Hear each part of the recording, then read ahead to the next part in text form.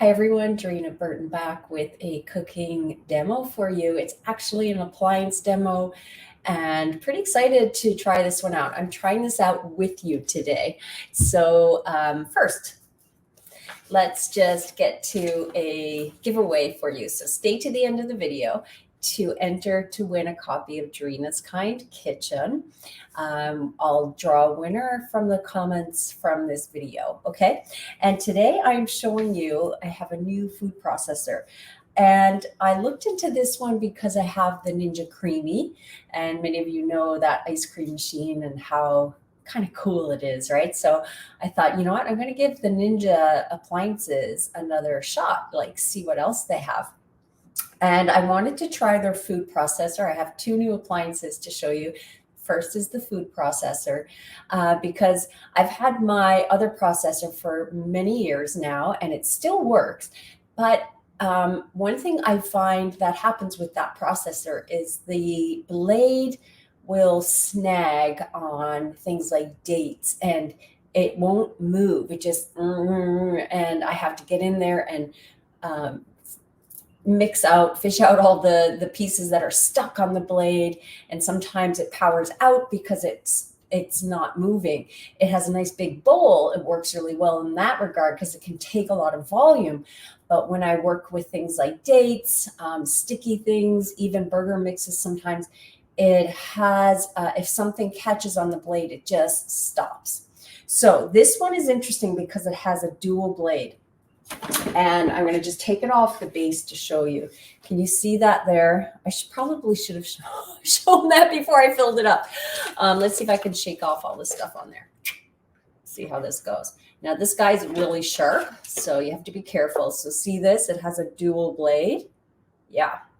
And unlike, say, a Blendtec, which the blade is not sharp, this one's very sharp, so you have to be very careful. So I'm just wiggling that back into the machine. And this is the Ninja Professional. It's called the Ninja Professional Extra Large Food Processor. It does come with the blades to do grating and very thin chop like a mandolin would do. So it also has a dough blade, and the dough blade is a double blade.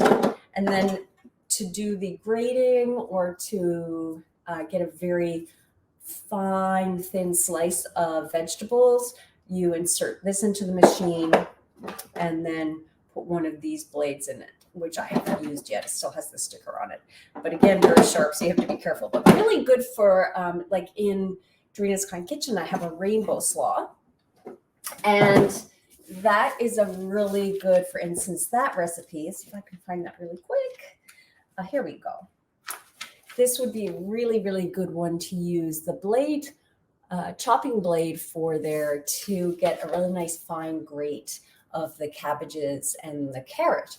So today we are going to make, so I have everything back in the food processor.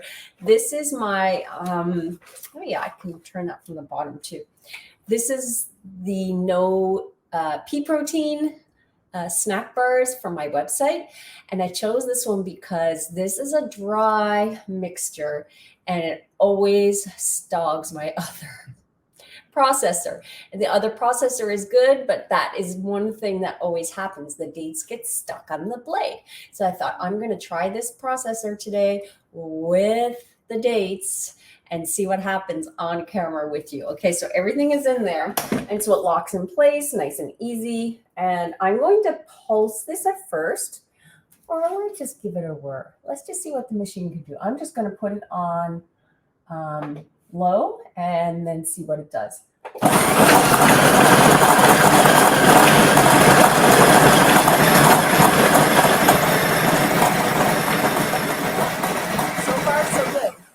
So far, so good. It did spit out a little piece of date, and processing a little while, it's gone very well. And what I like about this machine as well is you can toggle between low and high, and it doesn't stop. So if I put it on low, and now I want to move to high, back to low. So I kind of like that feature that it doesn't stop altogether. You can move in between the speeds. And then there's a safety latch just to release the lock there. These require a little bit of time to process because there's not a lot of dates compared to the other amount of mixture. And sometimes when you make date-based treats, there's a lot of dates and it comes together really quickly. So these do take some time, but you know when they're ready when it starts to get a little sticky and you can press it together with your fingers. So don't stick your fingers in there with the blade. Okay, get the blade out carefully, and then you can begin to take out the mixture. So they're sticking together. This is one of my favorite spatulas, the Eli Home one, which I've shown you guys before. So very nice for this kind of mixture. So yeah, they're holding together, and as you can see, so that's the consistency that you want. It's becoming like a dough. So very happy with how this went, this little demo using the dates. And the dates that I had were very dry. So I'm just going to show you the dates that I had. I ordered these like in bulk, got a good price, but when I got them, they were really dry. And I was like, oh, I don't like that they're so dry, because usually you want dates to be nice and moist, but you make do, right? So you can see they're not very moist. Here's one, a couple there. They just don't have the same moisture as some dates that you buy. Yeah. But still usable pitted dates. And if you do need to hydrate them, you can always soak dates a little bit, right? Put them in hot water, soak them, drain off all the water. You don't really need to do that for this recipe. And I think now, since I had fun with that, I'm going to clean the machine and come back and show you doing some of the vegetables with the grating disc, okay? So hang tight, I'm gonna be back with that. Okay, I am back with a clean machine and getting ready to slice some veg. So I'm just popping this into the base of the bowl. So this goes in here instead of the blade, like so. And then you place the blade that you use on top. And be very careful, it's quite sharp. This is the adjustable slicing blade, like a mandolin. And so you can adjust it from the bottom like so. And I don't know if you can see how that raises. See that, the opening and the thickness. So I want it quite thin. I'm going to, yeah, bring it down to the lowest level there. Yeah. And then you put the blade on the machine. And I have some red cabbage. So that's